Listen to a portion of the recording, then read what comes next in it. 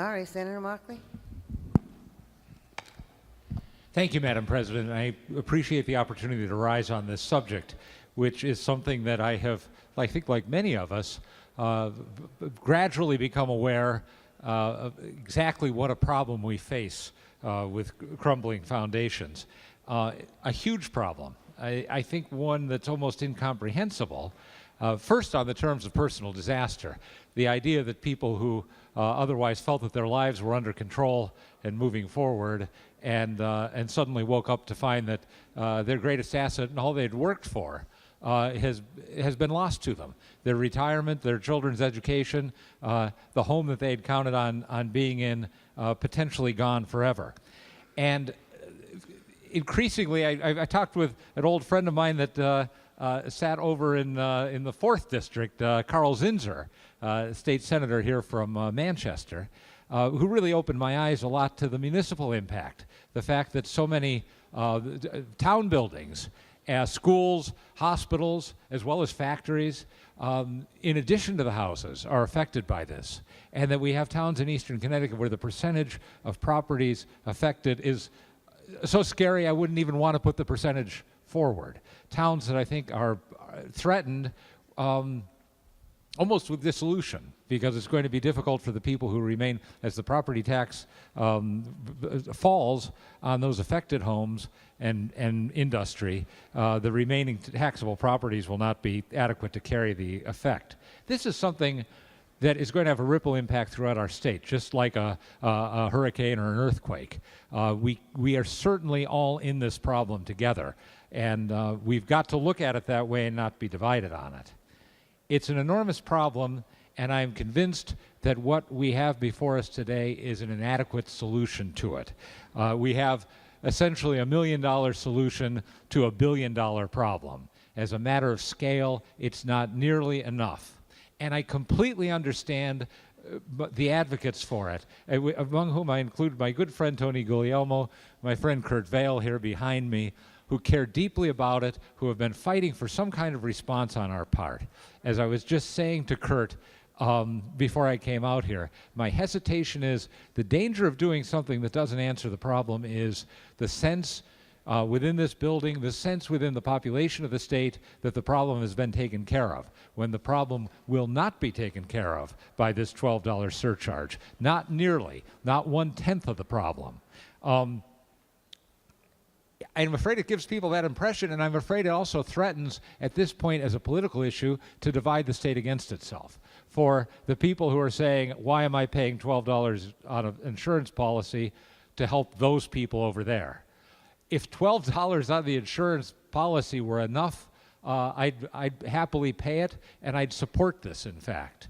But knowing that it's not enough, I don't think it's the right road to go down. What we need for this, honestly, what we need for this, is a Marshall Plan for Connecticut. That's the kind of level of commitment that we're going to have to make to get this problem solved. Not just a commitment by the homeowners, who are undoubtedly going to suffer even if the state can help them out. Not simply from insurance policyholders, who I think may well be part of it, but from the insurance companies themselves, whether they ultimately feel that they're responsible or can be held legally responsible. They are a group that has resources and a moral obligation to the people who bought policies from them. From the banks that hold the mortgages on these houses, who have a tremendous interest in being part of this solution. From the construction companies that are responsible for the work that took place, in some cases that should have known better as to what was happening. From every part of this country. But I will say, and when I say every part of this country, I think the key above all is the federal government must be involved. This is obviously a natural disaster. Again, my friend Senator Guglielmo said it's like a slow-moving earthquake, the damage that is being done to these houses. And FEMA ought to be involved in it. And there is a precedent for FEMA being involved in a case like this in Flint, Michigan, where water supplies were polluted by human activity.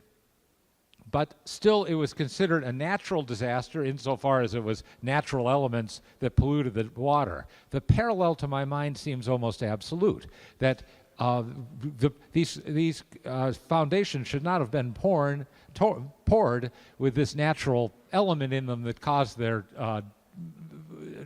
deconstruction. But it is the same presence of a naturally occurring substance that made it happen.